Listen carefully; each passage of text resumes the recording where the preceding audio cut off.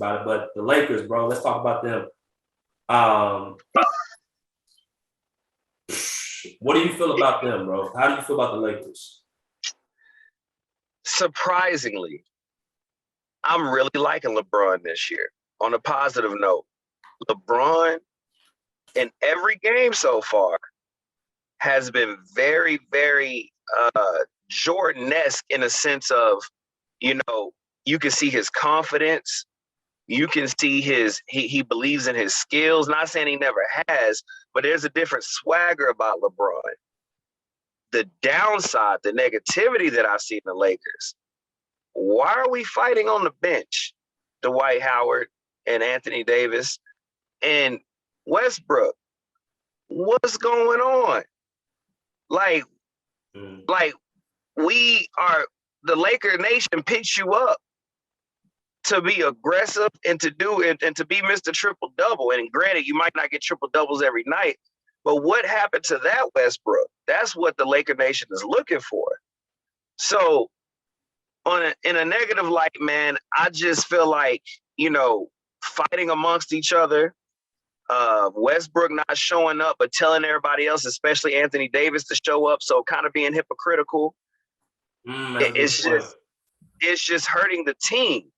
But then on a positive light, you feel kind of bad for LeBron, and everybody knows I'm not a LeBron fan, but I respect him.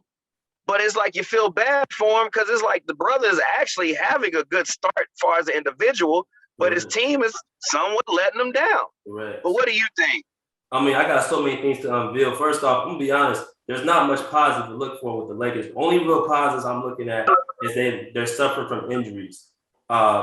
Kendrick Nunn and THT, they're two guards. When they come back, they're going to be a big impact for the Lakers as far as scoring, shooting, and defense and energy. With LeBron, he's shooting the ball. His shot looks great. His shot looks absolutely great. I'm actually very impressed what he's been doing with his shot. Give credit where credit is due. But I also will say this. On the negative side, I'm looking at his frustration. What you saw between AD and Dwight was frustration. And I'm going back to a point that I made on Friday night on my Instagram stories. Down the line, the Lakers with certain teams are not going to match up well up against Phoenix, Golden State, and when they play the Clippers, they're not going to be able to match up with teams that can shoot the three ball, move the ball, cut, and are athletic and get up and down the floor. Lakers are an older team. That's just what it is. People saying give it a month, give it 2 months, give it all-star break, give it 4 months. This is who the Lakers are, bro. Their personnel is what they are. You can only get better so much.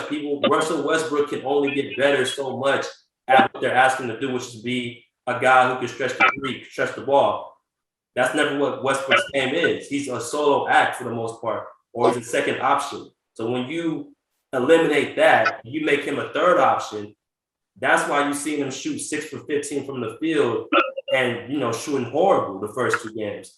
He's trying to be productive, but my gosh, he's been playing for 13 seasons. How much more can you ask for him to do better at? You're asking him to change his whole style. You ain't going to do that in 1 season. So what do you look at now? Did Russell Westbrook come off the bench and let him rock in the second unit like a Manu Ginobili? Well, I can't see that happening because essentially you brought him to be part of a super team, the third option. So for you to put him on the bench now would essentially say that you made a mistake. And so I like how people are trying to hold on to hope. I like how people are saying give it time. I like how people are saying, just be patient with it. I'm seeing that this is what they're going to be. Now, I like how Carmelo is playing with them. But Carmelo is not there to be better than Russell Westbrook. You brought Westbrook to try to offset the Brooklyn Nets with Kyrie Irving. And you're seeing right now that he does not stretch the floor. He's not an ultimate point guard. And you have to use him to get the best out of him, make him the solo act. So the only option I can say is put him at second unit. But what are some other things that you see in the first 2 games, bro? And what can you see down the line for the Lakers? I mean, look, man, with the Lakers, when they played the Golden State Warriors, it was pretty much a neck-and-neck game all the way to the fourth quarter. Granted, the Warriors, they outshot them free throw-wise. Warriors had 25 out of 30 free throws, and I believe the Lakers had 9 out of 19. So that was more of a team effort. So when you really put things in perspective, If the Lakers would hit all their free throws, they would have beat the Warriors. But then it makes you wonder, okay, but they still would have barely beaten them, maybe by 3 or 4 points, even if that was the case. So it starts to make me scratch my head because it's not like they have, the Warriors have like big men, because you have Anthony Davidson, you have Dwight Howard. Do they still have the big penguin on the Lakers team right now? Drummond, he's on Philly. Okay, so he left. But for the most part, the Lakers have, big bodies. And my thing is, okay, you move the ball down low, you bang them up, you rough them up, and you make the Warriors play your game. But it seemed like the Lakers were playing the Warriors game, and everybody should know since 2015 or 14 now that you can't play the Warriors game. Only the Warriors can play the Warriors game. Exactly. So to me, I don't know if that's more of a consequence or a choice on Frank Vogel, or if that's more of a consequence on the Lakers team itself. Maybe it's both. But I was trying to figure it out myself. There's no way you have two big guys like a Dwight Howard and a AD and not do something against a smaller team like the Warriors. It just didn't make sense to me. But what do you think? Exactly. You just hit on the head, bro. I'm going to say this last point. They're trying to play – when you're playing the Warriors, you're not going to be able to beat them at their own game. So that's why I scoff when people say give it time. You're not going to beat the Warriors in their own game. So what do you have to do? You have to utilize your big men, Anthony Davis, Dwight Howard, DeAndre Jordan.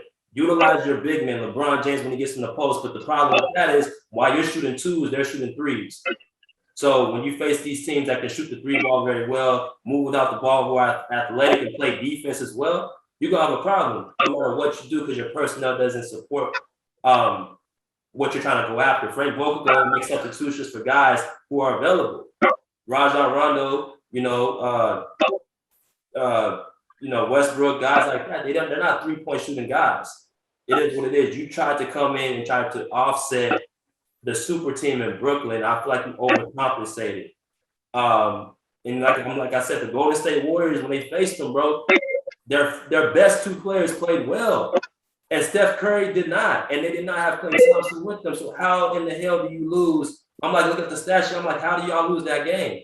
And then y'all lose to the Suns down the stretch. I'm not looking too much positive on that game as well. Like, I've been saying the Suns they're gonna trouble with the Suns. I don't feel like even last year with Anthony Davis, they would have beat the Suns.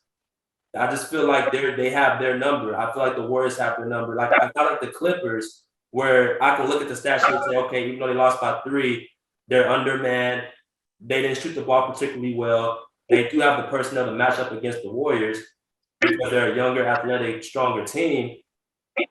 The Lakers, I'm looking at the stats. I'm like looking at what went wrong. Like everything seems like y'all shot the ball particularly well as a team for the most part. So it's like, what happened?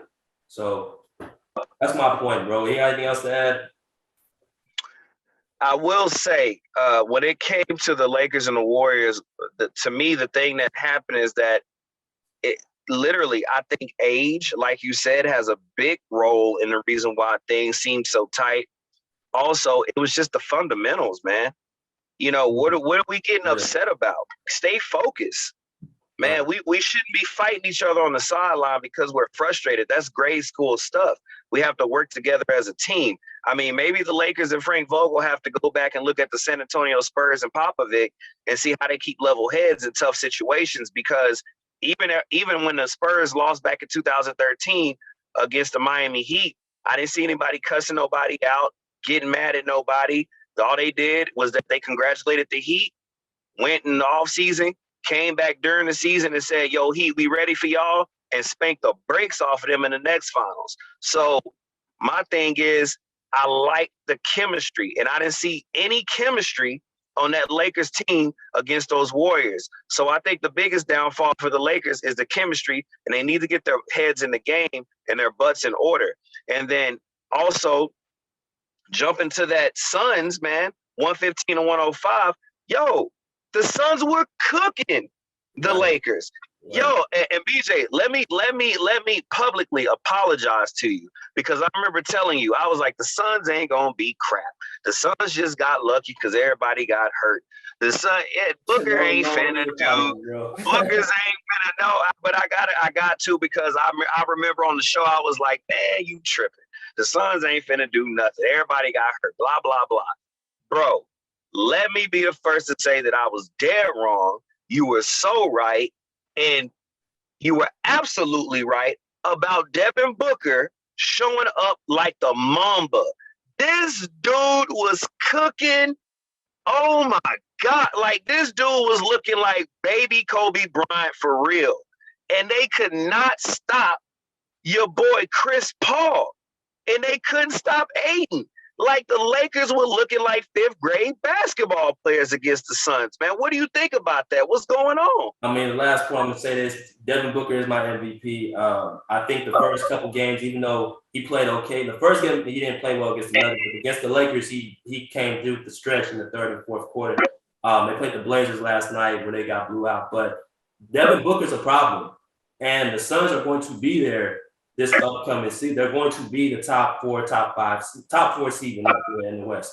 But Chris Paul, man, you know, he's the ultimate point guard, man. Like he does what he does. When he gets the Lakers, that's what he does. But that's all I have to say about that, big dog. Anything else? Hey, the last thing I gotta say is congratulations to Chris Paul, 20,000 points, 10,000 assists, making NBA history. Congratulations, a very big hand of applause to Mr. Chris Paul. Hey, man, that's an incredible journey, man. I've been watching him since I was literally in school. We all grown men, got a kid that's 9, so I've been watching Chris Paul for a while now. Very happy for you, brother. But, hey, guys, y'all know what it is. The Pull Up Podcast T-shirts. We got the tanks. We got the white shirts like B Jizzle has. $25 a pop. Hit me and him up in the DMs. Mine is at Rick Masters 23. You already know who it is. Rick Masters on any other platform. B Jizzle, I throw the assist back to you. Yes, sir. Like my boy said, continue to support us on our merchandise. Continue to go to our YouTube page, the Pull Up Basketball Podcast. Spotify, the Pull Up Basketball Podcast. And continue to like, share, and subscribe to our videos. We really appreciate it. Upcoming season, we got a lot of good, exciting things coming for y'all. But with that being said, we respectfully say, pull up a seat, pull up a chair, pull up, please, out of here like swimwear.